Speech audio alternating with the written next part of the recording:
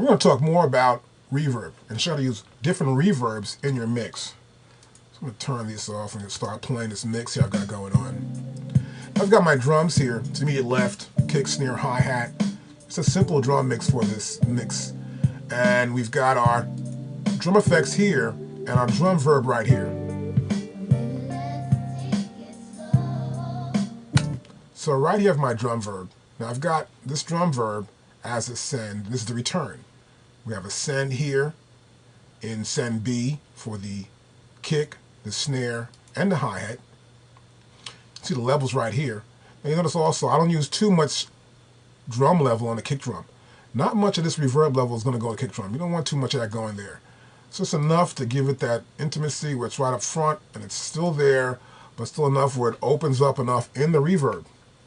But we do add some for our snare drum and maybe a little bit more or less for the hi-hats. In this case, I'm going to bring it down to maybe minus 10 dB.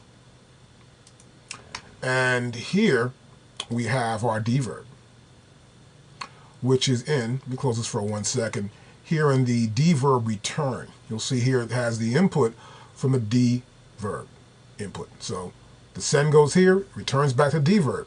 Now, for my deverb, I'm using about a minus 3.1 dB for my input. I've got, of course, about 100% for my mix level, which I prefer to use.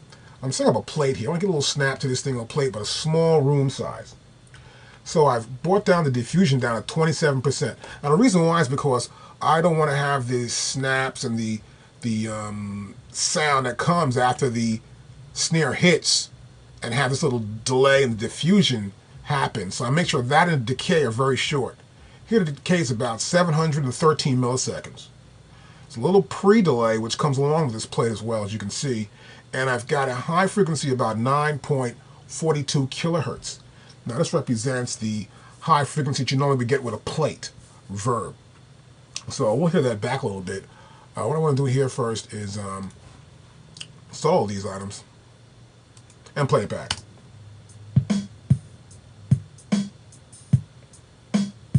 So a little snap to it there. Now I also have below that is a little compression.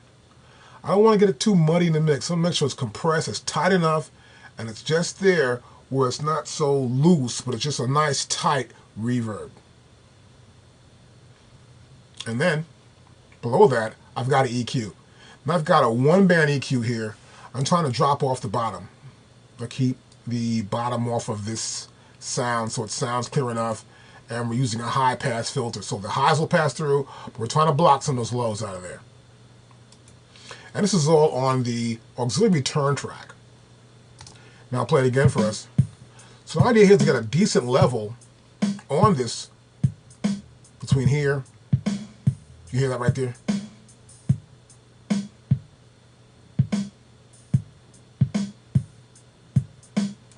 So to make sure the level's good, it has enough snap to it.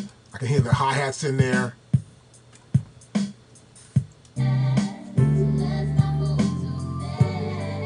And get your blend going on between the drums and everything else in the mix.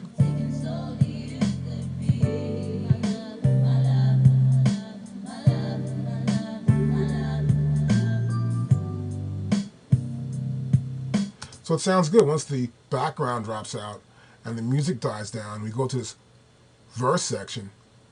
The drums are still there, they're still strong, and let's look at that right along, that moving right along feel with the drums. Also you can hear the reverb as well.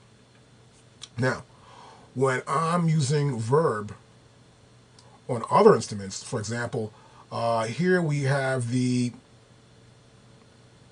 guitar, and we have these bells. Now here I have, you can see right here's a plate verb right here. This is a big reverb that I decided to use. You see right here my diffusion is about approximately 87%. And my decay is about 1.6. So this is a little bit bigger than before. It almost is twice as much in my decay, and my diffusion is way more, at least 4 times as much here with the decay. Close to 3 times as much more anything else than more than 4. And so I'll use 88%. And I have here a plate also, but a large room. So I want to make sure when these bells hit, and there's some strings here also that you're going to notice I have, where the strings are right over here along with this guitar. And these strings add some weight along with the guitar, but they sort of like this legato feel. They keep going on, they don't stop. So legato's like, you know, a continuing note that keeps going on. So I have a guitar with it also as part of the whole patch. Hear the strings right here. Now with the reverb, they last and sustain longer. And they give more depth to the track, where this stuff is sort of ethereal. It's in the background somewhat, but still surrounds everything. While everything else, the drums are more, the kick drums more front, the snare drums a little bit further back because there's a little bit of more reverb on that. But when this happens, it sustains longer. So I'm making sure I have enough input. So here I've got sends here from send A. And I have about 0 dB. And I'm also using the straight sound, original sound, and I send it also to the verb. So I get a blend between the two. Sometimes I may just bring this down and want to get more reverb than I have with the original sound. I'm doing also the same thing here with the bells. Now the bells are doing the same thing. I know where the bells are right here. And I'll play it back.